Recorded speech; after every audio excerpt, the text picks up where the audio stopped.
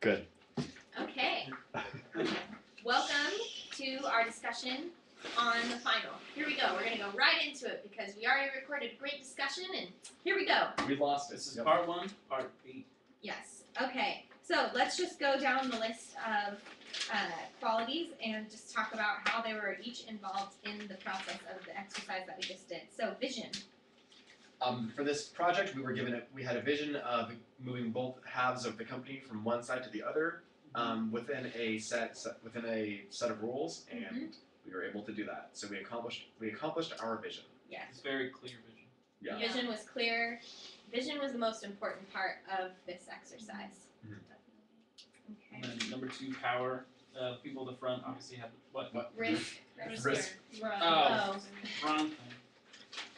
We're going off Just the take a front risk. list. Yeah. Risk.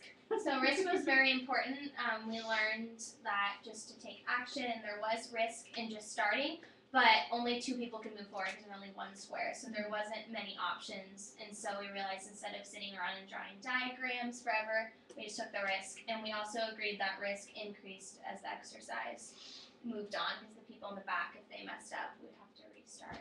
Yeah. All right.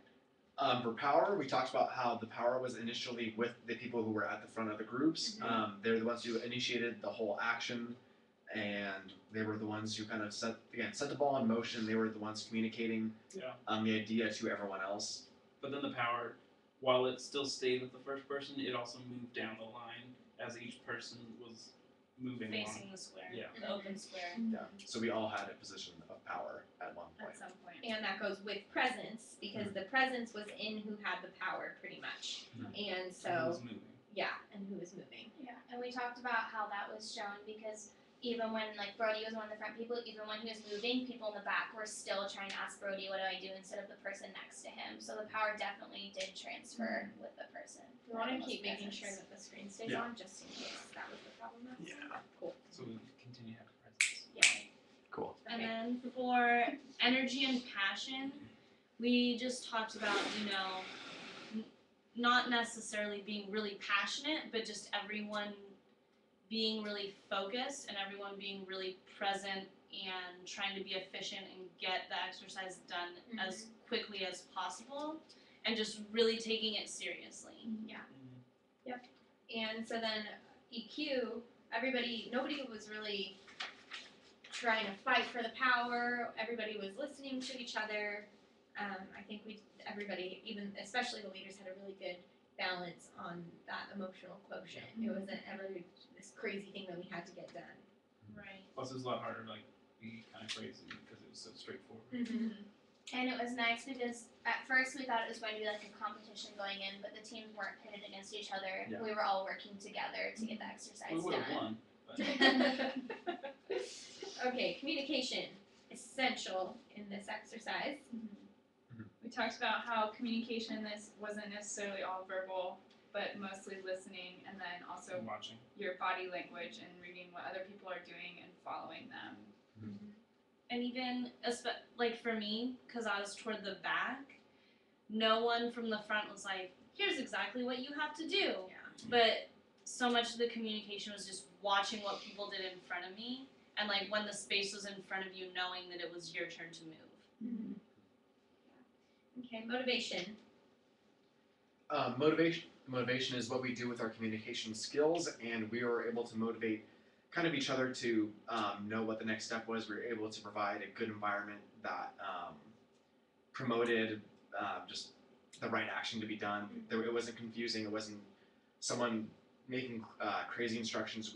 We were all motivated to do what was asked of us.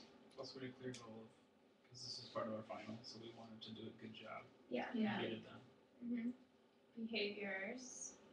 So for behaviors, we discussed how there was both the leaders and the followers, and the leaders did a great job of acting and being the risk takers, and the followers did a great job of just knowing when to move and when to just listen and go. But that at some point, everyone had to be a follower, and everyone had to in some way lead by taking the next step. And so then that goes into followers. There were clear leaders and followers. And the leaders did a good job leading their followers. It was good, it was was really important that like the followers would listen to the person in front of them, so that it wasn't just like, oh, there's no space, let's sit there. Because that's kind of what happened the first time. Right. Yep. And then the environment. Like, We talked about- like it was like a safe environment. Mm-hmm. And the environment of the exercise itself was really structured. We knew all the rules. And then we also talked about it being really parallel to like a real business environment. You know, the people toward the front are the CEOs and the higher ups in the company, and just the environment really, you know, the people toward the back are lower in the company, but it's important to have that communication throughout. Mm-hmm. And the defined protocols and rules, and there's a process. Yeah, there wasn't much room for us to get creative and try new things. It was very structured. You can't do this, you can't move backward, only one person move at a time. So it was just very organized and structured. Okay. Alright. That's for part one. Alright, So define. Let's separate. Pause it. Wait, can you pause it? Oh, wait, wait, separate Wait, like we're not done with part one. Yeah. Okay. sorry, Bruce. Alright, so define communication from your place in line. What would have improved communication, or did it need to be? Let's just go one at a time. So, where I was near the front, so I thought the communication went well. Nothing really needed to be improved because I could easily hear what the plan was, and it logically made sense to me. It was easy for me to know what to do next. Yeah, and same for me. I mean, I was third, and so I was closer to the front.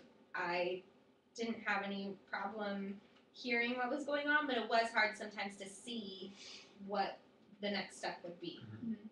I think if there had been more communication between the front and the back, that we probably wouldn't have messed up the first time, because it would have been clearer throughout the whole line what to do.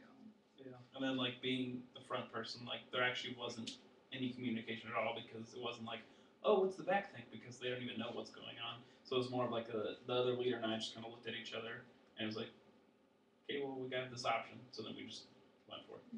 Right. And since I was further back, the communication, like we said before, was a lot more the actions of the people in front of me. Because, like, when Brody and the other leader were talking, I couldn't really hear them.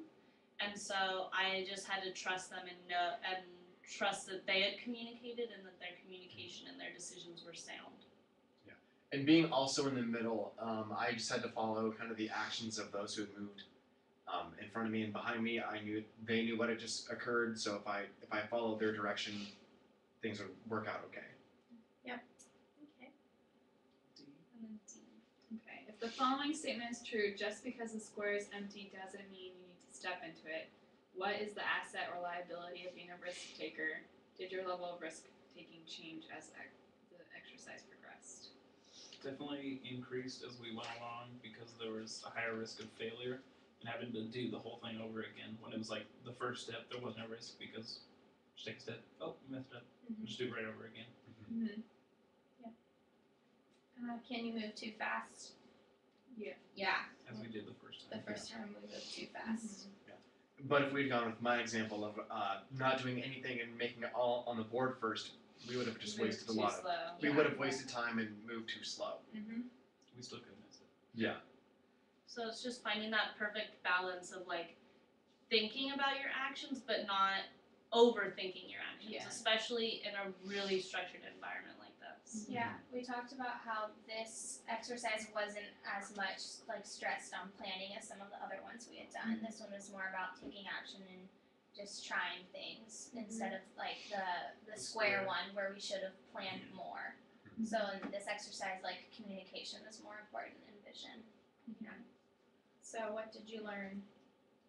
It just like what you do depends on like what you're doing. Like one thing, like one method could work for. Wow. One method could work for one task while it could totally fail at doing another task. Yeah. Yep. And you go. Oh, I was gonna say there needs to be a good balance between the leaders and the followers. If everyone had tried to lead and give an idea, it would have been chaos, but there's a good balance between people who are willing to take the step back and those who were taking the initiative. I think it's important to listen to the people in the back, and that the people in the back listen to the people in the front too. Mhm. Just listen all along the board. And I learned that there are times where it's okay just to not get your input heard and just kind of go with the flow. Yeah. So And I think it also illustrated the importance and like the positive aspects of a structured environment. Mm-hmm. Where like in this class, which has been pretty unstructured, like there's definitely, you know, a lot of go between and showing that, you know, structured can be just as good. Yeah. Mhm. Cool. And the Everyone part one. And give then it- part one. Thumbs up. Right.